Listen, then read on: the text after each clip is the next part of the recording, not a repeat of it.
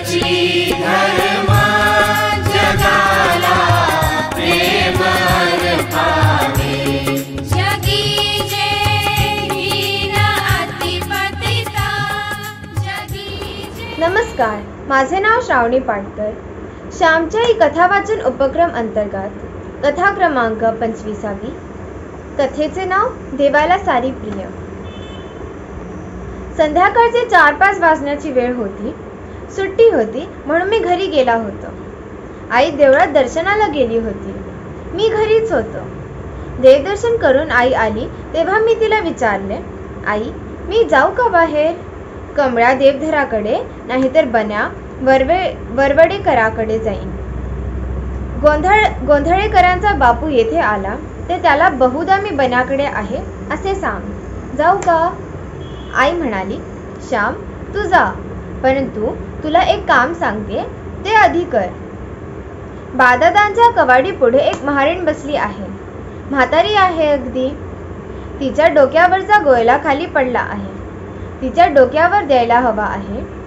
ती म्हारीण आजारी व अशक्त दिसत आहे। तिच्या डोक्यावर मोळी दे व घरी ये, मी तुला आंघोळ घालीन। जा।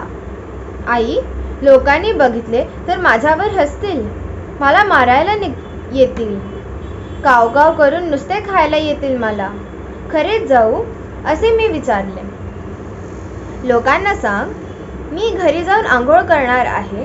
ती म्हातारी येथे किती वेळ कोणी महार येतो का म्हणून वाट पाहत बसणार? मोळी विकून तिला परत दूर महारवाड्यात जायचे आहे वगैरे सांग व घरी ये असे आई म्हणाली।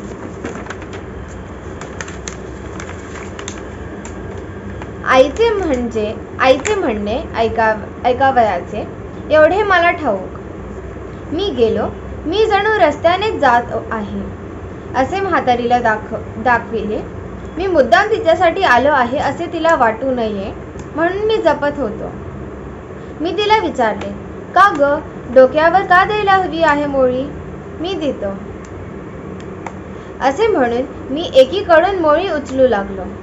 नको रे दादा, तुम्ही ब्राह्मण, कोणी पाहिलं तर मारतील मला। नको रे दादा, जा बाबा। कोणी येईल महारवाड्यातून वरंड वगैरे घेऊन, तो देईल डोईवर असे ती गयावया करून विणवू लागली।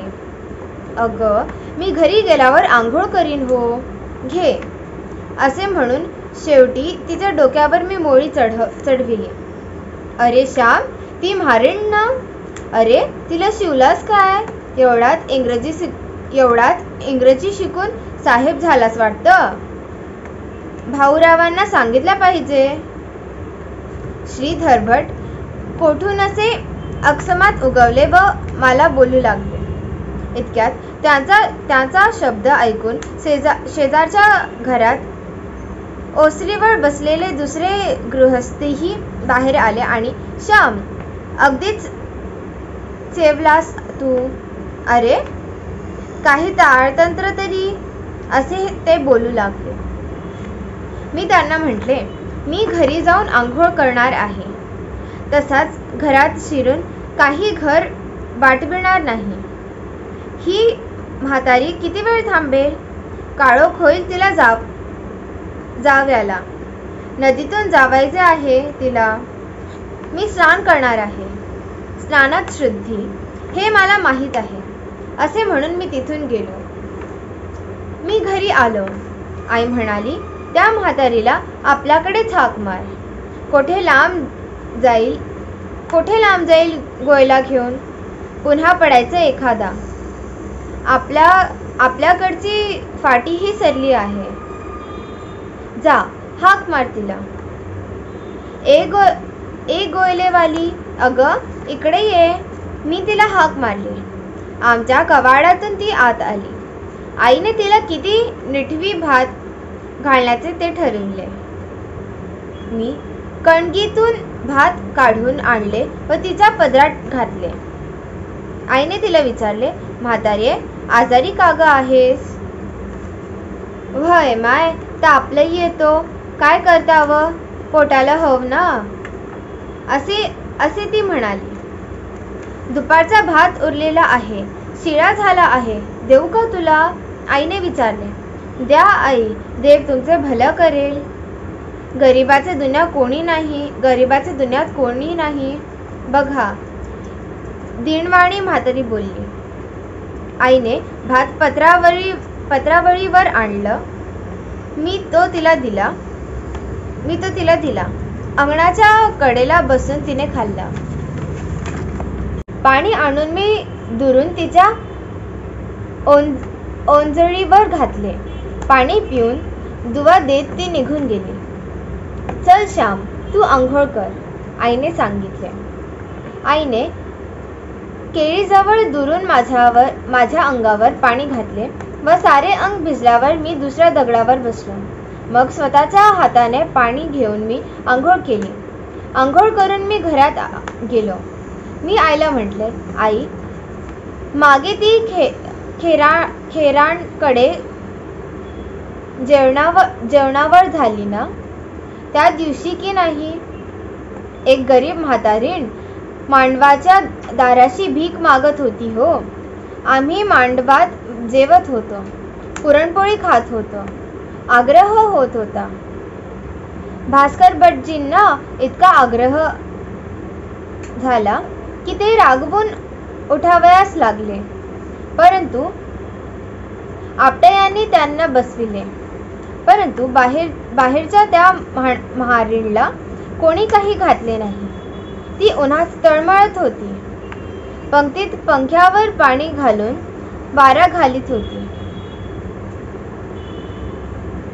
वाळ्याचे पाणी वाढीत होते, परंतु ती गरीब भिकारीण ओरडत होती.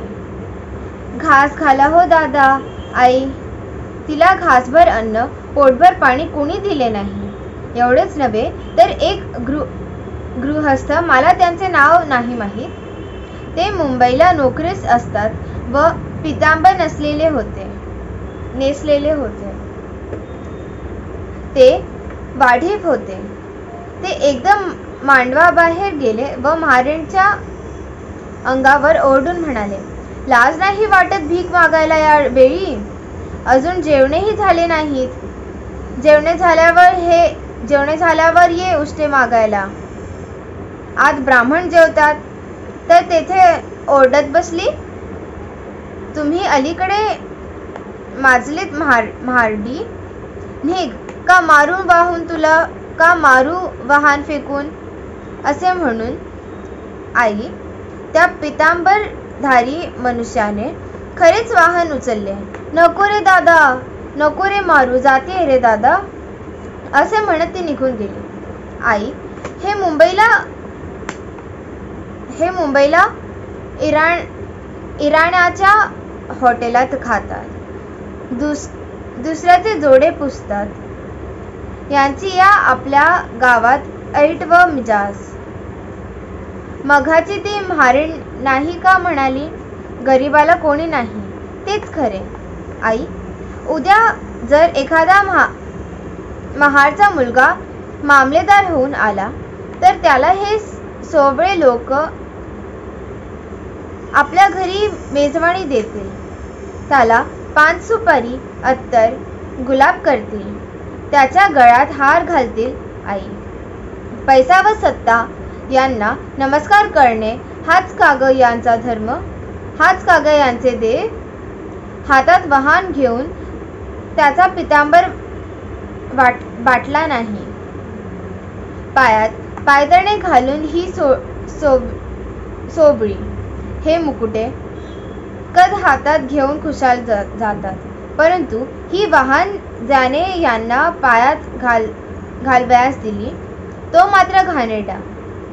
त्याची सावलीही नको. आई, हे कसे ग? हे कसले सोवळे? हा का धर्म? देवाला हे आवडले का ग?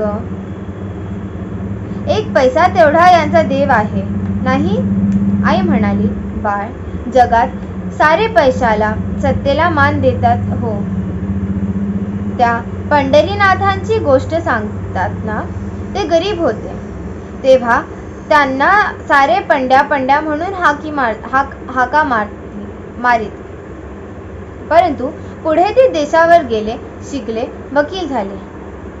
त्यांनी वऱ्हाड देशात फावड्यांवारी पैसा मिळविला.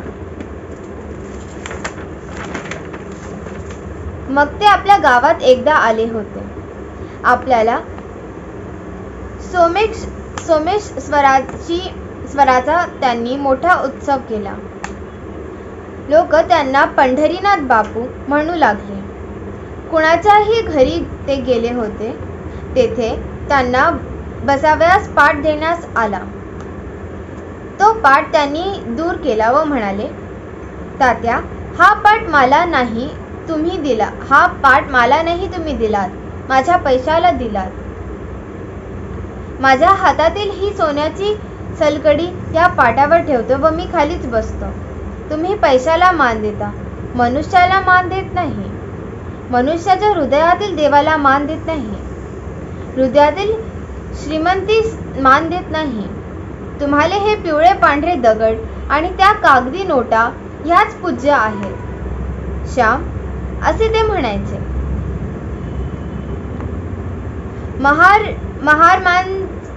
महारमांज गावाजवळ पैसे नाहीत म्हणून त्यांना आपण दूर ठेवतो. हेच उद्या जर श्रीमंत झाले तर आपण महारमांग ठरू. श्याम, महार असो वा मांग असो, सर्वांना मदत करावी. घरी येऊन आंघोळ करावी, कारण समाजात राहावयाचे आहे. समाजाच्या निंदेला तोंड द्यायचे धैर्य नाही म्हणून ते पापी आहेत. त्यांचा स्पर्श झाला म्हणून नव्हे. पापी तर आपण सारेच आहोत. खरे पापातून कोणाची सुटका झाली आहे? मी निष्पाप आहे असे छातीला हात लावून कोणाला म्हणता येईल? उलट निर्धाराच्या घामाने, प्रामाणिक श्रमाने भाकर मिळविणारा महारमांगच अधिक पुण्यवान आहे. आई, दामाजीसाठी देव विठू महार नव्हता का ग झाला? महार म्हणजे घाणेरडा, पापी असे देवाला वाटते, तर त्याने ते रूप धारण केले असते का ग? मी विचारले. आई म्हणाली, श्याम, देवाला सारेच आकार पवित्र आहेत वाटतात. त्याने माशाचे रूप घेतले, कासवाचे घेतले, डुकराचे घेतले, सिंहाचे घेतले. ह्यातील अर्थ हाच की देवाला सारे आकार पवित्र आहेत. देव ब्राह्मणाच्या देहात आहे, माशाचा आहे, महारच्याही आहे. देव गजेंद्राच्या साठी धावतो, घोड्यांना खाजवतो, गायी चारतो. त्याला कुब्जाही आवडते व शबरीही प्रिय वाटते. त्याला गुहकोळी आवडतो, जटायू हा पक्षी आवडतो, हनुमंत हा वानर आवडतो. श्याम, देवाला सारी प्रिय आहेत, कारण सारी त्याचीच. तू माझा म्हणून मला आवडतोस, तशी आपण सारी देवाची म्हणून सारी त्याला आवडतो.